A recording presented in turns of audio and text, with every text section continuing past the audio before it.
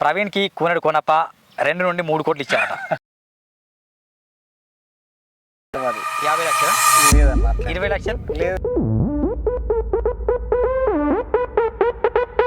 పోయినప్పుడు ఆయన ఉండడానికి రూమ్ మాట్లాడదా నా బాధ రూమే.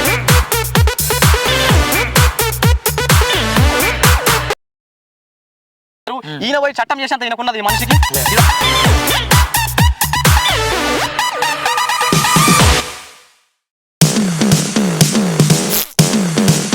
నేనేమంటున్నా, ఇంట్లో గెలిచి నీ సంత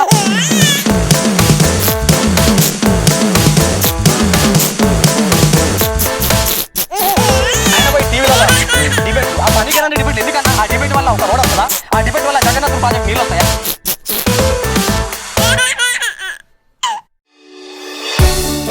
పాలవాయి పేరుడ మీరు ఒప్పుకున్నాను. ప్రవీణ్ భవిష్యత్తులో పాలవాయి దగ్గర కావచ్చు, కోనప్ప దగ్గర కావచ్చు, రవికృష్ణ దగ్గర ఒక 2 లక్షల రూపాయలు ఇస్తా, 1 కోటి రూపాయలు ఇస్తా, పని అంటే పని చేస్తాను.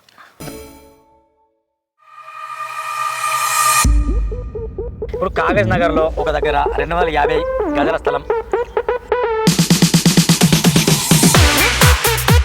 మీకు మాత్రమే వస్తుంది.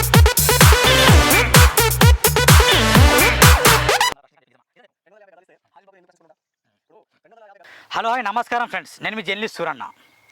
సిర్పూర్ నియోజకవర్గంలో ప్రస్తుతం నేను ఉన్నాను.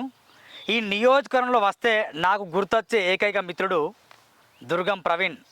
ప్రవీణ్ని రావణ్ అని కూడా పిలుస్తారు. ఎందుకంటే ప్రజల సమస్యలను తన దృష్టికి వచ్చినప్పుడు మాత్రం ఖచ్చితంగా స్పందించే వ్యక్తి మన మధ్యలో ప్రవీణ్. ప్రవీణ్ అన్న ప్లీజ్ వెల్కమ్ అన్న. నమస్కారం అన్న. హాయ్ అన్న. జై భీమ్. అన్న. అయితే ప్రవీణ్ గురించి నేను చెప్పాల్సి వస్తే నిజంగా బహుజన నాయకుడు, ఒక యుద్ధ వీరుడు, విప్లవకారుడు, బహుజన గొంతుగా చాలా అద్భుతంగా ప్రశ్నించే వ్యక్తి. సిర్పూర్ నియోజకవర్గంలో ఉన్న రాజకీయ నాయకులకు ముచ్చెమటలు పట్టించే వ్యక్తి దుర్గం ప్రవీణ్. తన పరిస్థితులు వేరైనా, తను పేదరికంలో పుట్టిన అవన్నీ మర్చిపోయి కూడా ప్రజల సమస్యల కోసం తన గళాన్ని విప్పుతున్న వ్యక్తి దుర్గం ప్రవీణ్. కోనడు కోనప్పకు బాగా తెలుసు ప్రవీణ్ ప్రశ్నిస్తే సూరన్న ఇంటర్వ్యూస్ ఎట్లుంటుందో. అదేవిధంగా పాల్వాయి హరీష్ బాబుకు కూడా తెలుసు సిర్పూర్ నియోజకవర్గంలో పరిస్థితుల పట్ల చలించే వ్యక్తి దుర్గం ప్రవీణ్ని ఇంటర్వ్యూ చేయడం చాలా అదృష్టంగా భావిస్తున్నాను. Let's see. వెల్కమ్ అన్న. ప్రవీణ్ అన్న. అన్న ఫస్ట్ మీకు ఒక క్వశ్చన్ వేయాలన్నా. మీరు రాజకీయాల్లో మీరు వచ్చినప్పటి నుండి చాలా ప్రశ్నిస్తున్నారు. ఈ మధ్య నాకు తెలిసిన విషయం ఏంటంటే ప్రవీణ్కి కూనడు కోనప్ప 2 నుండి 3 కోట్లు ఇచ్చారట. నిజమా? నవ్వడం కాదు, నిజమా? లేదు లేదు, అబద్ధం. అది 50 లక్షలా?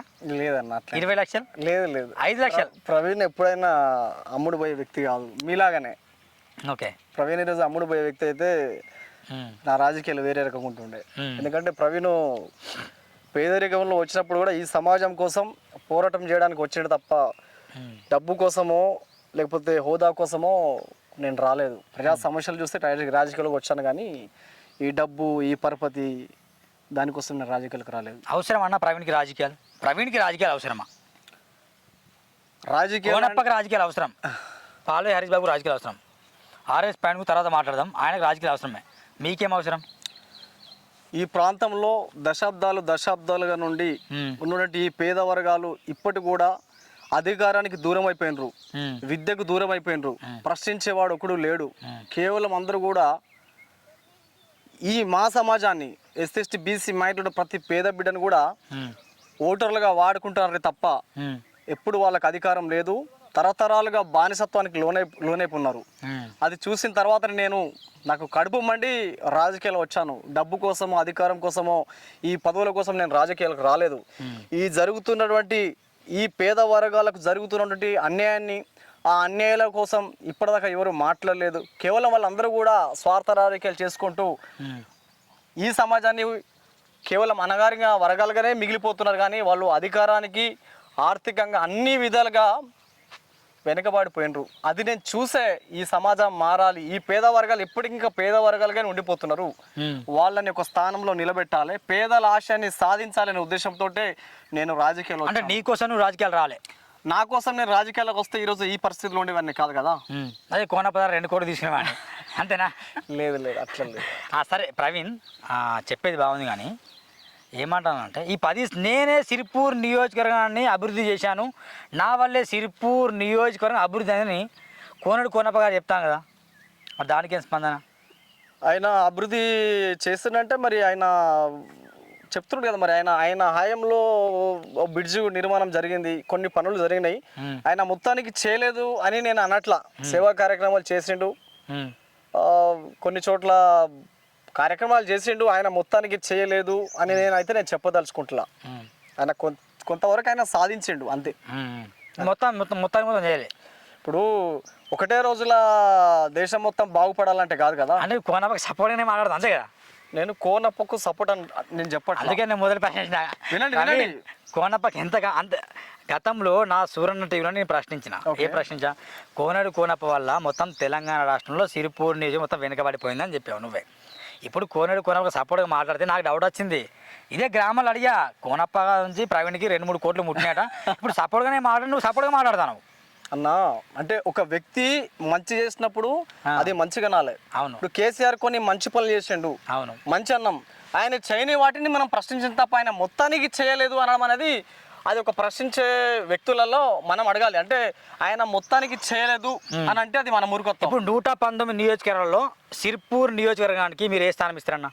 సిరిపూర్ నియోజకవర్గ స్థానిక అంటే ఏ నియోజకవర్గం కూడా అదే స్థితిలో ఉన్నది. ఒకటి సిరిపూర్ నియోజకవర్గం కాదు, పక్క నియోజకాలు కూడా సేమ్ అదే పరిస్థితులు ఉన్నాయి. ఎందుకంటే సిరిపూర్కు ఇచ్చే స్థానం ఏంటి? 001 సిరిపూర్ ఉంది, 119 నియోజకవర్గం ఉన్నాయి. దీంట్లో 10వ స్థానం ఇస్తారా లేకుంటే 20వ స్థానం ఇస్తారా? అట్లా సిరిపూర్కి ఏ స్థానం ఇస్తారు? కొమరంభీం జిల్లా అని అంటేనే దేశమే గుర్తించింది. కొమరంభీం జిల్లా అంటేనే వెనుకబడిన ప్రాంతం.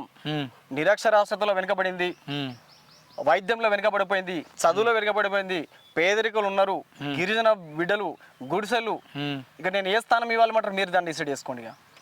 నాకు తెలిసి 001 అంటే 0 ఉంది. అవును, ఎందుకంటే ప్రజల కొన్ని మంచి పనులు జరిగాయి కాబట్టి మంచి అని మెచ్చుకుంటాను. నేను ఏమంటున్నా అంటే, నేను ఇప్పుడు వ్యక్తిగతంగా నాకు కేసీఆర్ ఎవరు శత్రు కాదు, ఆర్ఎస్ ప్రవీణ్ కుమార్ గారు శత్రు కాదు, హరీష్ బాబు శత్రు కాదు, ఇంకెవరు శత్రు. నేను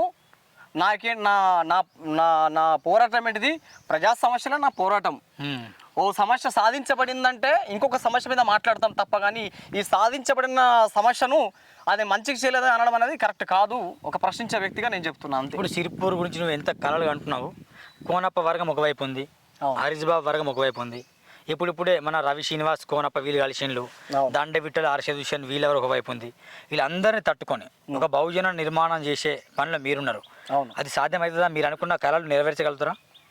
రాజకీయం అంటే కేవలము ఎన్నికల కోసమే రాజకీయం కాదు. రాజకీయం అంటే ఒక ఎమ్మెల్యే కోసమే రాజకీయం కాదు. బహుజన సిద్ధాంతం అనేది కాంశీరామ్ గారు చెప్పారు. నేనున్నా లేకున్నా కూడా, నేను చనిపోయిన తర్వాత కూడా ఈ వాదం అనేది రన్ అవుతూ ఉంటుంది. ఒకే రోజు బహుజన రాజ్యం అనేది రాదు, దాని వెనకాల ఎంతో శ్రమ ఉంటుంది, ఎంతో ఉంటుంది. కానీ అయ్యో ఎవరొకరు దాన్ని మిస్ చేసిందని చెప్పేసి ఆ మూమెంట్ని ఆపలేం. ఆ మూమెంట్ అనేది నడుస్తూ ఉంటుంది.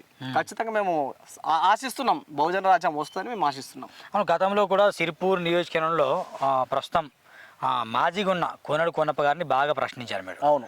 ఈ బుద్ధ విగ్రహం విషయంలో మీ వల్లనే అక్కడ బుద్ధుడు నిలబడ్డాడు అక్కడ. మీరు గతంలో ప్రశ్నించారు. ఆయన జీర్ణించుకోలేక ముద్దుని ఏకకాలంలో కూడా నిర్మించాడు అక్కడ. దాని విషయంలో మెచ్చుకోవాల్సిందే. అవును. అంత మాత్రం కాకుండా కొన్ని రోడ్ల విషయంలో మాత్రం సిరిపూర్ నియోజకవర్గంలో కేవలం సిరిపూర్ 001 నియోజకవర్గం అని పేరు ఉంది, కానీ సిరిపూర్లో ఎందుకని మంచిగా రోడ్లు లేదు, మరి వసతులు ఎందుకు లేవు? సిరిపూర్లో నేను చెప్తున్నా కదా, సిరిపూర్లో బస్ స్టాండ్ లేదు, లేడీస్ సంబంధించిన టాయిలెట్స్ లేవు, కొన్ని చోట్ల కూడా రోడ్ల నిర్మాణం జరగలేదు. అది వాస్తవం. ఇక్కడ గవర్నమెంట్ హాస్పిటల్ ఉన్నప్పటికీ కూడా డైరెక్ట్ నేరుగా లోపల ప్రశ్నించారు మీరు చూసిన. అవును, నేనేమంటున్నాను, గతంలో జరగలేదు, కొన్ని జరిగినాయి, కొన్ని చోట్ల జరిగినాయి, కానీ మొత్తానికి నిర్మాణము అనేది ఇంకా పూర్తి కాలేదు. అవును, అదే చెప్తున్నాను నేను. కోనప్ప విషయం కొంచెం పక్కన పెడితే, ప్రస్తుతం గెలిచిన పాలోయ్ హరీష్ బాబు గారు సిరిపూర్ ఎమ్మెల్యేనా లేకుంటే హైదరాబాద్ అంబర్పేట ఎమ్మెల్యేనా? ఆయన ఎమ్మెల్యే అంటే ఇక్కడ గెలిచిన వ్యక్తేనా ఆయన? ఇక్కడ సిరిపూర్లో ఒక మహానాయకుడు ఉన్నాడు, ఆయన పేరు పాలోయ్ హరీష్ బాబు. ఆయన ఒకసారి ఆయన ప్రతిపక్షం లాగా వ్యవహరిస్తాడు, ఇంకొకసారి అధికార పక్షంలో వ్యవహరిస్తాడు. మరి ఆయన ఏందని ధర్నాలు చేస్తున్నాడు కదా, రోడ్ల మీద ధర్నాలు చేస్తున్నాడు. నేను ఏమంటున్నాను, ఎమ్మెల్యే అంటే ప్రతిపక్షంలో ఉన్నప్పుడు సరే వాళ్ళలాగా మీరు చేశారు, నేనే చేశాను, అందరూ చేసాం. కానీ ఇక్కడ ఒక హోదా వచ్చింది, డిపార్ట్మెంట్ నీ దగ్గర ఉంటుంది, నీకు వ్యవస్థ నీ దగ్గర ఉన్నది. గవర్నమెంట్ పైనేమో వాళ్ళది ఉన్నది, నరేంద్ర మోడీ గవర్నమెంట్ ఉన్నది. ఒక ఎంపీ ఉన్నాడు, 8-9 మంది ఎమ్మెల్యేలు ఉన్నారు. ఇక్కడ ఎంపీ ఉన్నాడు, ఇక్కడ ఎమ్మెల్యే ఉన్నాడు. 100 కోట్ల నిధులు వచ్చినాయి. కేంద్రంలో డబుల్ ఇంజన్ సర్కార్ తీసుకొస్తా, రాష్ట్ర ప్రభుత్వం తోటి అసలు నాకు పనే లేదు. ఆయన చెప్పిన ముచ్చట నేను చెప్పలేక కొత్తగా అవును. నేను ఒక్కడిని చేస్తా అది నాతోనే అవుతుంది పాల్వాయి పురుషోత్తమరావు కొడుకుతోటి అవుతుంది అని చెప్పిండు. మరి ఈరోజు ఏమున్నది మొన్న అసెంబ్లీలో నిండు సభలో ఎవడన్నా ఒక ఎమ్మెల్యే ఆ విధంగా మాట్లాడతారా? సిరిపూర్ని తీసుకుపోయి మహారాష్ట్రలో కలుపుకుంటాడా? అసలు ఎక్కడన్నా ఉన్నాం ఈ చరిత్ర? లేదు లేదు. దమ్ము అంటే నేనేమంటున్నాను, ఒక అనామకుడిని సిరిపూర్ నేను పరిపాలించిన చేత కాదు కాదు, నేను మహారాష్ట్రలో కలిపితే నేను పరిపాలి, అదే నా ఉద్దేశం. ఆయన మహారాష్ట్రలో బొమ్మంటున్నాం మేము. అదే అంటే తెలంగాణ 1300 విద్యార్థుల బలిదానాలు తెచ్చుకున్న తెలంగాణ ఈరోజు ఎవరైతే ఈ తెలంగాణ కోసం కొట్లాడుతున్నాం మేము, ఈరోజు మా నియోజకవర్గం పోయి మహారాష్ట్రలో కలపమంటే ఇది నువ్వు అసలు అసలు అది రాష్ట్రంలో ఇంతకంటే చరిత్రహీనులు ఎవరైనా అంటే ఉంటారా? మహారాష్ట్రలో బీజేపీ ఉంది కదా, అందుకే బీజేపీలో కలుపుమంటాను. నేను ఏమంటున్నా, నీకు అంత మహారాష్ట్ర మీద ప్రేమ ఉంటే నువ్వు పోయి మహారాష్ట్రలో పోటీ చేయబోయి చంద్రపూర్ నుండి పోటీ చేయాలి. పోటీ చేయమను, ఎవడు కాదన్నాడు? అయినా నువ్వు ఇక్కడ ఉండడం వల్ల ఏ వర్గానికి ఉపయోగం లేదు. ఇలా సంవత్సరం 2 సంవత్సరాల దగ్గరకు వస్తుంది, నువ్వు ఏం చేసినావు? ఇలా 100 కోట్ల నిధులు కేంద్రం ఇచ్చిందని అంటున్నాడు. ఈ 100 కోట్ల నిధులు ఏమైనా మరి నువ్వు గతంలో కూడా ప్రశ్నించినావు. అవును, 100 కోట్ల నిధులు ఏమైనా అని ప్రశ్నిస్తే నేను అనుకున్నా 100 కోట్లకి వెళ్ళి ఏమన్నా నువ్వు ప్రశ్నించినా మళ్ళీ సైలెంట్ అయినా మరి నీకేమైనా 2-3 కోట్లు ఇచ్చిందా మౌనమైన నేను అనుకున్నా. అట్లా కూడా ఒకటి ఈరోజు 100 కోట్ల నిధులు వచ్చినాయి అని ఆయన ద్వారానే ఒక సభ పెట్టి ఓ పేపర్ నాకు వచ్చింది 100 కోట్లు అంటే 100 రోజుల నెల రోజుల 100 కోట్లు నేను సాధించిన అని అన్నప్పుడు అసలు గమ్మత్తన విషయం ఏంటంటే సూరన్న, ఈ దయగము అప్రోచ్ రోడ్ అది కూలిపోతే ఒక ఎమ్మెల్యేగా ఉండి 100 కోట్ల నిధులు దగ్గర పెట్టుకొని ఆ అప్పర్ రోజుకు తట్టెడు మట్టి వేయలేని ఒక 100 ట్రాక్టర్ల మట్టి వేయని ఎమ్మెల్యే ఆడపోయి ధర్నా చేస్తాడు. ఇదా ఎమ్మెల్యే స్థానం? మరి 100 కోట్ల నిధులకి ఒక 10 రూపాయలకి పెట్టడానికి స్థానం నీకు సాధన అయితే లేదా? దానికి కేటాయించలేదేమో అన్న. ఇప్పుడు 100 కోట్లు దానికి కేటాయించలేదేమో. ఇప్పుడు నియోజకవర్గ అభివృద్ధికి ఇచ్చిండు. నియోజకవర్గ అభివృద్ధిలో భాగమే కదా ఇది. అవును. ఇప్పుడు ప్రజలు చనిపోయే పరిస్థితులు ఉన్నప్పుడు నువ్వు అక్కడ పోయి నువ్వు వచ్చిన డబ్బులతోటి వాళ్ళకి న్యాయం చేయాలి. ధర్నా కూర్చుంటున్నావు. ధర్నా చేసిండు, న్యాయం చేసిండు, నిధులు వస్తలేవు అంటాడు. మళ్ళీ నిధులు దగ్గర నువ్వే అంటావు. అవును కదా. మరి అది సమర్థుడా అసమర్థుడా? ఆయన ఘోరంగా ఫెయిల్. ఎందుకంటే నేను మొన్న రీసెంట్గా మీరు చూసారు, ఆయన పుట్టిన రెబ్బెన గ్రామంలో నేను పోవడం జరిగింది. ఎందుకంటే ఆయన గతంలో ఏమని చెప్పినంటే మా నాయన పెంకుటూళ్ళు కచ్చింటూ ఇవే ఇప్పటికీ మాకు దిక్కున్నాయి అన్నాడు. వాస్తవానికి ఇవే ఇప్పుడు అవి దిక్కున్నాయి. గుడిసెలు అక్కడ ఒక ఇల్లు మాత్రం బిల్డింగ్ ఉన్నది. ఎవరిదరా బాబు అంటే ఈయనది. ఇప్పటికీ ఆయన సొంత ఊరి గ్రామాన్ని కూడా ఆయన మార్చలేకపోయిండు. ఇక నియోజకవర్గం మార్చడు. మొత్తం కూలీ బిడ్డలు, రోడ్లు చక్కగా లేదు, వాటర్ స్పెషల్ లేదు, అన్ని గుడిసెలు. నువ్వు సొంత పుట్టిన నీ గ్రామాన్ని కూడా ఈరోజు నువ్వు అంటే కన్నతల్లి ప్రేమ అనేది ఒకటి ఉంటుంది ఎంతైనా. కన్నతల్లికి ఏదో ఒక శాస్త్రం ఉంది కదా, తల్లికి అన్నమే పినతల్లికి ఏదో పెడతాను. నువ్వు పుట్టిన సొంత గ్రామానికి నువ్వు మేలు చేయలేకపోతున్నావు. ఇక నువ్వు ఈ నియోజకవర్గం నువ్వు ఏం అభివృద్ధి చేస్తావు ఒకటి చెప్పండి. మొన్న బిగ్ టీవీ కూడా వచ్చింది ప్రవీణ్ అన్న. ఏమొచ్చిందంటే పాల్వాయి హరీష్ బాబు సిరిపూర్లో ఉండట్లేదు, గెలిచిన ప్రజల బాధలు పట్టించుకోవట్లేదు, అంతకాదు బీజేపీ వాళ్ళ బాధ కూడా వినట్లేదట, బీజేపీ కార్యకర్తల బాధ వినట్లేదట. హైదరాబాద్లో మకం వేస్తాడు, ఈయన గెలిచినందుకు చాలామంది బాధపడతాడు, మళ్ళీ నెక్స్ట్ ఎప్పుడెప్పుడు ఎలక్షన్స్ వస్తాయి, ఎప్పుడెప్పుడు ఈయన ఓడగొట్టాలని చూస్తానట. 100%. ఎందుకంటే నిజమా అంటున్నా? నిజమే. ఎందుకంటే ఈరోజు ప్రజలు, నేను ఒక చదువుకున్నోని, ఈరోజు నేను కోల్లాగా, ఆయన ముసలి అయిపోయాడు, అనేక ఎలక్షన్లో చూసుకున్నాం. సరే ఒక చదువుకున్నావు, నువ్వు డాక్టర్వి, నేను నమ్ముకుంటా, ఓకే నేను ఒప్పుకుంటా. కానీ నువ్వు చదువుకున్న డాక్టర్ చదువు కూడా నువ్వు న్యాయం చేయలేకపోతున్నావు కదా.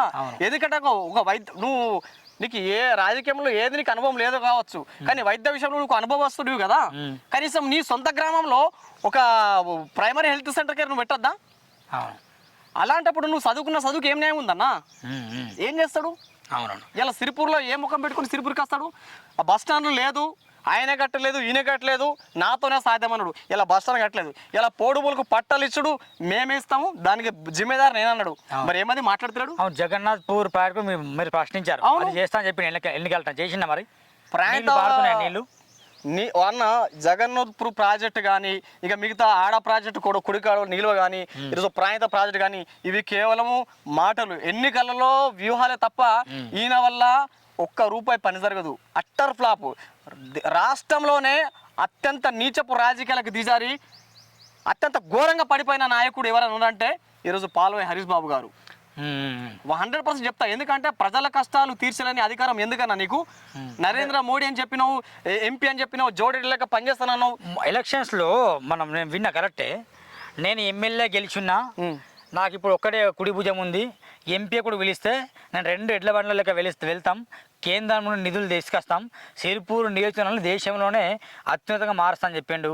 జోడెడ్లు అయిపోయిండు, ఇప్పుడు 3 ఎడ్లు అయినాయి. మోడీ ఒక ఎద్దు, అవును మోడీ తర్వాత మన గూడెం నాగేశ ఆయన గూడెం నాగేశ్ ఆయన ముగ్గురు.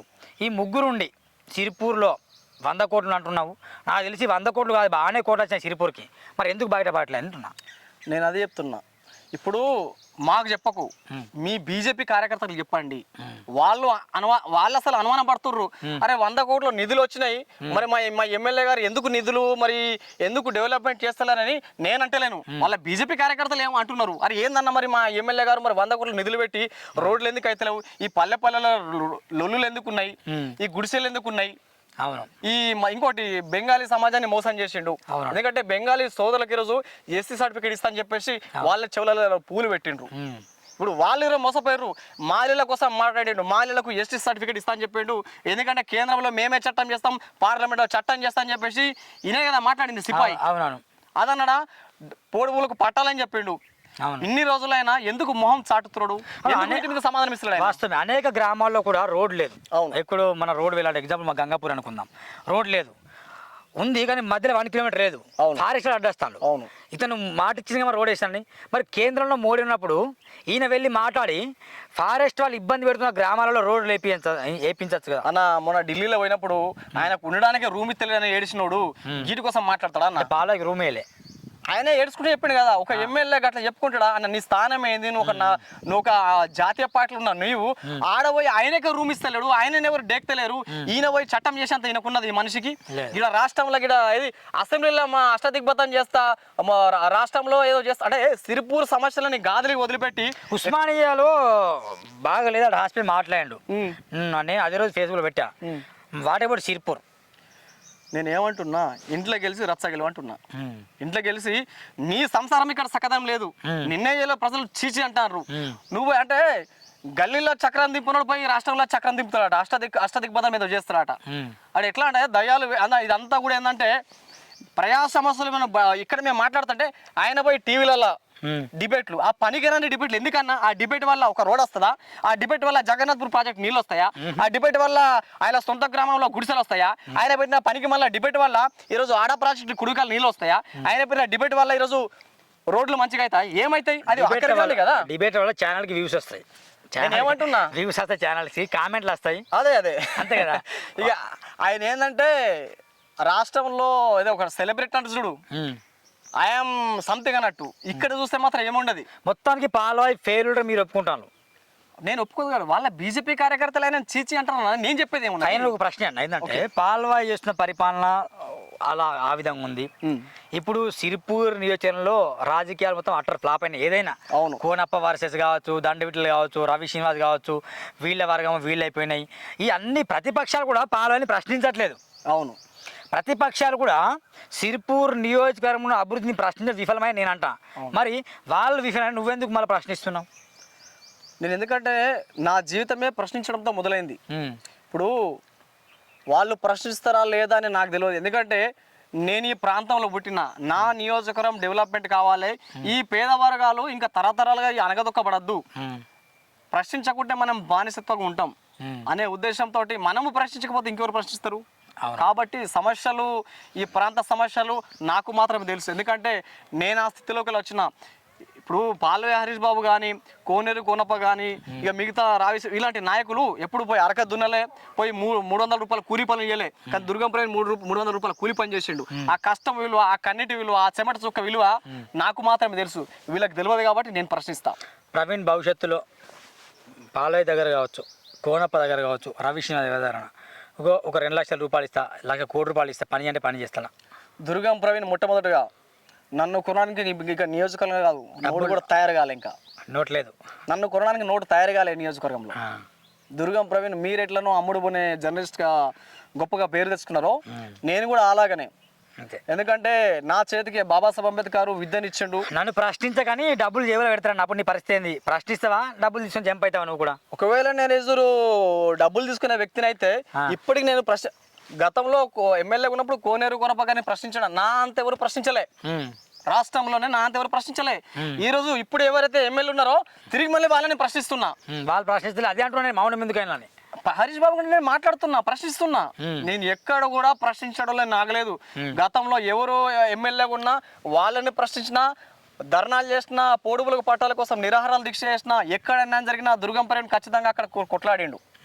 మీరు కూడా నాతో పాటు వచ్చిర్రు గతంలో. అది మనకు ఎవిడెన్స్ కూడా చాలా ఉన్నాయి.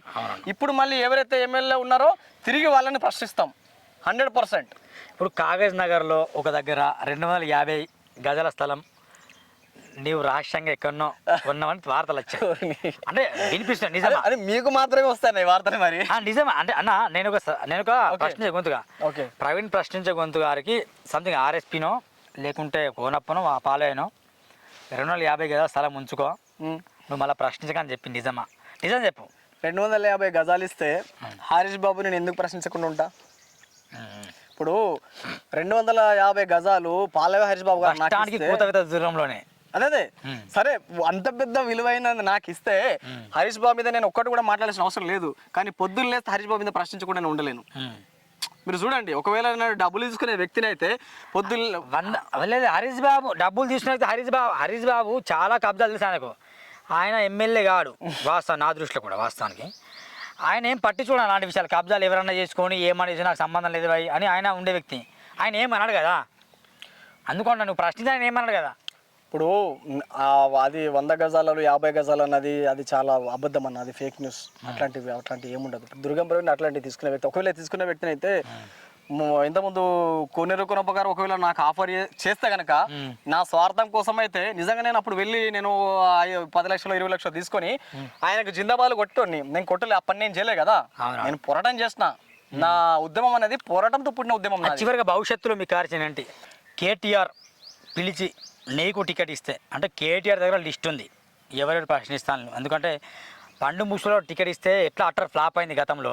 ఇప్పుడు కొంచెం యువతకి ఇస్తే బెటర్ అని చెప్తున్నాడు. కవిత కూడా పార్టీ పెట్టి ఆలోచన ఉందట.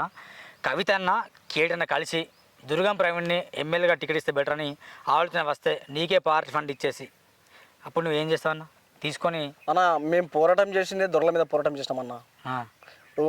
మా పోరాటమే తరతరాలుగా ఈ దొరలేగా అన్న మమ్మల్ని మోసం చేసింది. 70 సంవత్సరం వచ్చి ఇన్ని సంవత్సరాలైనా మాకు విద్యకు దూరం చేసింది ఈ దొరలు, మాకు వైద్యానికి దూరం చేసింది ఈ దొరలు. మళ్ళీ ఆ దొరల సంఖ్య మేము చేద్దాం అనుకుంటున్నామా? చచ్చిపోతాం కావచ్చు, కానీ ఆ దొరల దగ్గర అయితే మేము ఎట్టి పరిస్థితుల్లో పోము.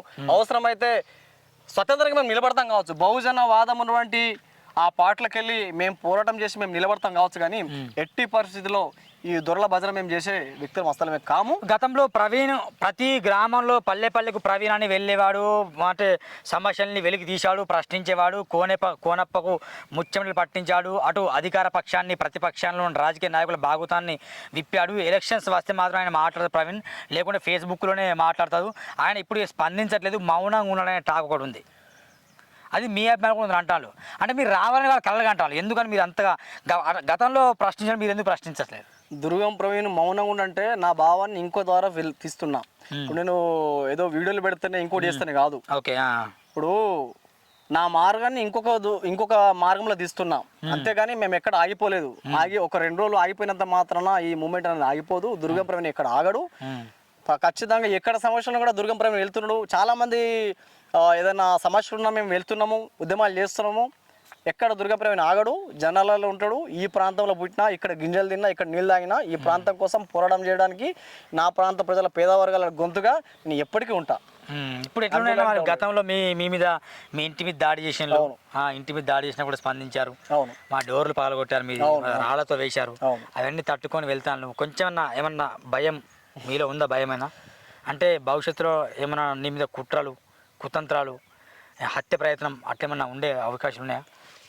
భయపడే గుండె అయితే నేను ఈరోజు మాట్లాడేవాడిని కాదు. అట్లాంటి అన్న కోర్టులు చూసినా, కేసులు చూసినా, జైలు చూసినా, దెబ్బలు తిన్నా, పోరాటం చేసినా, ఇవన్నీ చూసే ఇడికి వచ్చిన.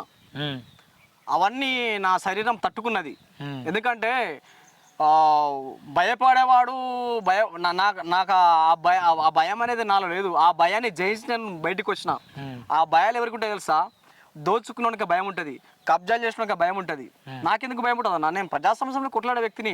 నా కనుక ఏమైనా 1000 కోట్ల ఆస్తులు ఉందా, ఏదైనా కబ్జాలు చేసుకున్నా, ఏదైనా సంపాదించుకున్నా, నేను ఎందుకు భయపడతా? నా వర్గాల కోసం, నా పేద వర్గాల కోసం నేను పోరాటం చేస్తున్నా. అలాంటి భయాలు నాకు ఉండవు. భయపడే వ్యక్తిని దుర్గం ప్రవీణ్ కాదు. ఫైనల్గా అన్న చివరిగా ఒక్కొక్క మాట చెప్పండి. ఒక్కొక్కరికి సిరిపురం రాజకీయ నాయకుల గురించి ఒక్కొక్కటి అడుగుతా. వాళ్ళు 1 మినిట్లో చెప్పా, అంటే ఒక్కొక్క 10 సెకండ్లో చెప్పు. Right, okay. ఓకేనా? నెంబర్ 1 కోనప్ప. కోనప్ప 10 సెకండ్లు. ఓకే. కోనప్ప గతంలో ఎమ్మెల్యేగా 3 సార్లు చేశాడు. అంతగా సాధించలేకపోయాడు. Okay. Palvai Harish. Utter flop. Ravi Srinivas MLA suitable candidate కాదు. ఆయన ఎందుకు వస్తాడో తెలియదు నాకు. దండ విట్టల్ ఇప్పుడిప్పుడు ఆయన వస్తున్నాడు, ఏమో సాధిస్తాడేమో తెలియదుగా, ఎవరికి చెప్పలేం. రాజకీయాల్లో ఎవరు రావద్దని నేను విమర్శలు చేయలేను. ఆయనకు అవకాశం వస్తే ఆయన వెళ్తాడు కావచ్చు. మీ గురు ఆర్ఎస్ ప్రవీణ్ కుమార్ గారు బహుజన వాదంతో వచ్చాడు. దాని తర్వాత ఇప్పుడు బీఆర్ఎస్ పార్టీకి పోయిండు. ఎందుకు పోయిండు అనేది మీరు ఆయన అడగండి, నేను కాదు కదా. మీ ఉద్దేశం ఒక మాట చెప్పండి. అంటే వాదం కొంత బలైన పడ్డది. అంటే హర్షద్ భూషణ్ నాతో పాటు బీఎస్పీ పార్టీలో వచ్చాడు. ఆయనకున్న కొన్ని పరిస్థితుల వల్ల ఆయన మళ్ళీ కాంగ్రెస్కి వెళ్ళిపోయాడు. సీడం గణపతి ఆయన కోసం నేను పెద్దగా మాట్లాడదలుచుకోలేను. లీడరే నేను ఆయన గురించి ఏం మాట్లాడు. కొత్తపల్లి శ్రీనివాస్ పాపం బీజేపీ పార్టీలో చాలా కష్టపడ్డాడు. కష్టపడడానికి పాపం ఫలితం లేకుండా పోయింది. మంచి వ్యక్తి. దుర్గం ప్రవీణ్ నాలాగా ఇంకెవరు ఫైట్ చేయడు. అంతేనా? నాలాగా ఇంకొకరు ఫైట్ చేయడు. ఇదండి ఈరోజు దుర్గం ప్రవీణ్తో మాట ముచ్చట జరిగింది. వాస్తవానికి సిరిపూర్ నియోజకవర్గంలో సమస్యలను ఎత్తి చూపే ప్రయత్నం చేశాడు. ఇదే విషయం కూడా అవసరమైతే నేను కాల్ చేస్తున్నా. కోనప్ప గారు కావచ్చు, పాల్వే హరీష్ కావచ్చు, దండే విఠల్ కావచ్చు, అర్చంద్ కావచ్చు, సూర్యం గణపతి కావచ్చు, కొత్తపల్లి శ్రీనివాస్, అందరికీ నేను చెప్తున్నా సూటిగా, మీరు దయచేసి సూరన్న మీరు కాల్ చేయండి, నేను మిమ్మల్ని ఇంటర్వ్యూ చేసుకుంటా. మీరు ఎట్లా ఉన్నారు, మీ విధానం ఏంటి, ప్రవీణ్ ఎట్లా చెప్పిండో మీ భావం వ్యక్తపరచండి. లేకపోతే చూద్దాం. సిరిపూర్ నియోజకవర్గాన్ని మార్చే నాయకుడు కావాలి. పార్టీలు చంపే నాయకులు, అమ్ముడు పోయే వ్యక్తులు, భజన చేసే నాయకులు, జై అరిచే నాయకులు ఇది కాదు. నా వర్గాల కోసం కేవలం నా గోల్ ఎమ్మెల్యే కాదు, నా వర్గాలను న్యాయం చేయాలని, నా వర్గాలకు న్యాయం రావాలి, పేదల అధికారులు రావాలనే ధ్యేయంతో పనిచేస్తాను దుర్గం ప్రవీణ్. అదేవిధంగా సూరన్న కూడా మాట ముచ్చట చేయడం జరిగింది. ఇదండి చూడండి Suranna TV. Thank you very much. By.